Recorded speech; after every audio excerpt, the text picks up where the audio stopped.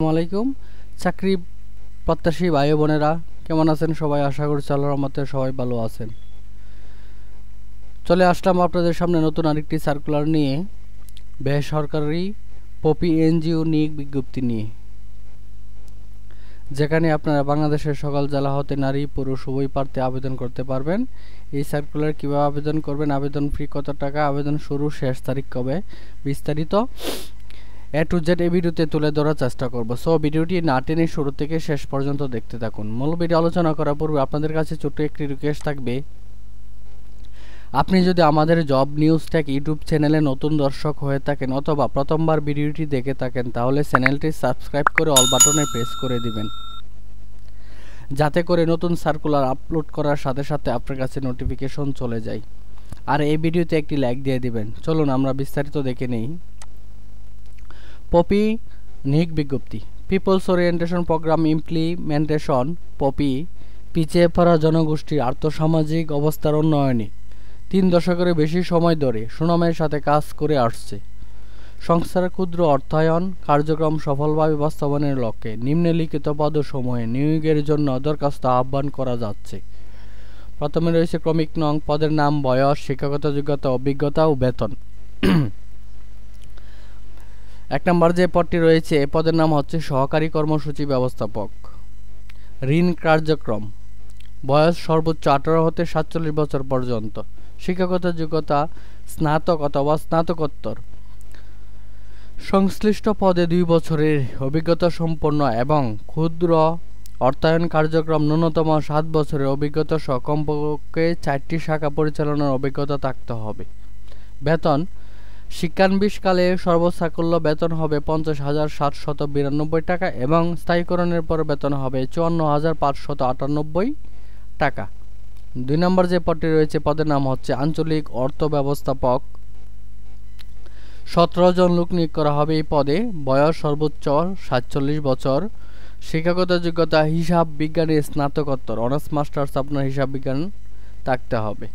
অভিজ্ঞতা, ক্ষুদ্র ঋণ প্রতিষ্ঠানে ঋণ কর্মসূচিতে সংশ্লিষ্ট পদে ন্যূনতম 3 বছর কাজ করার বাস্তব অভিজ্ঞতা সহ 20 থেকে 25টি শাখায় পরিচালনার দায়িত্ব দক্ষতা থাকতে হবে। মোটরসাইকেল চালনায় পারদর্শী এবং কম্পিউটারের বেসিক ধারণা, ইন্টারনেট ব্যবহার জানা থাকতে হবে।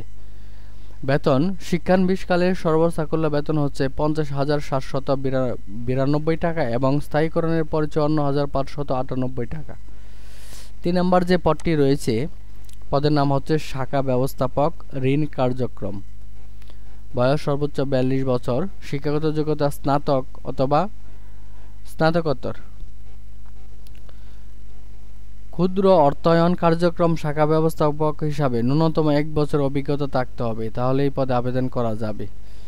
শিক্ষানবিশকালে সর্বসাকুল্য 42,580 টাকা এবং স্থায়ীকরণের পর 48,370 টাকা লাঞ্চ ভাতা সহ। 4 নম্বর যে পদটি রয়েছে অডিট অফিসার। বয়স সর্বোচ্চ 35 বছর।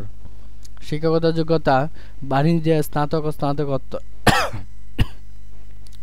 সংস্থার বিভিন্ন জেলায় অবস্থিত শাখা ও প্রকল্পের অফিসে অবস্থান করে নিরীক্ষা কাজ করতে হবে এবং নিরীক্ষা প্রতিবেদন তৈরি করতে হবে। ক্ষুদ্র ঋণ প্রতিষ্ঠানে 1-2 বছর সংশ্লিষ্ট কাজের অভিজ্ঞতা থাকতে হবে। অবশ্যই কম্পিউটার কাজে পারদর্শী হতে হবে। বেতন, শিক্ষানবিশকালে বেতন হবে 32,072 টাকা হতে স্থায়ীকরণের পর হবে 34,668 টাকা পর্যন্ত। 5 নম্বরের হচ্ছে মাঠ কর্মকর্তা ঋণ কার্যক্রম। বয়স 25 থেকে 35। স্নাতক, শিক্ষাগত যোগ্যতা স্নাতক, স্নাতকোত্তর। তবে এই পদে আবেদন করতে হলে অভিজ্ঞতার প্রয়োজন নেই, তবে ক্ষুদ্র অর্থায়ন কার্যক্রম সংশ্লিষ্ট পদে অভিজ্ঞতাপন্নদের অগ্রাধিকার দেওয়া হবে। শিক্ষানবিশকালে সর্বসাকুল্য বেতন হবে 24,760 টাকা এবং স্থায়ীকরণের পর বেতন হবে 29,340 টাকা। 6 নম্বর যে পদটি রয়েছে পদের নাম হচ্ছে মাঠ সহকারী ঋণ কার্যক্রম। বয়স 25 হতে 35 বছর। শিক্ষাগত যোগ্যতা এসএসসি পাস। অভিজ্ঞতার প্রয়োজন নেই, তবে ক্ষুদ্র অর্থায়ন কার্যক্রম সংশ্লিষ্ট পদে অভিজ্ঞতাদের অগ্রাধিকার দেওয়া হবে। শিক্ষানবিশকালে সর্বসাকুল্য বেতন হবে 17,876 টাকা এবং স্থায়ীকরণের পর বেতন হবে 21,994 টাকা। ভাতা সহ অন্যান্য শর্তাবলী সুবিধাসমূহ। সকল পদের জন্য শিক্ষানবিশকাল হবে 6 মাস। শিক্ষানবিশকাল মোবাইল ভাতা স্বল্পমূল্যে একক অবসর সুবিধা 3 ও 5 ও 6 নং পদের ক্ষেত্রে প্রযোজ্য।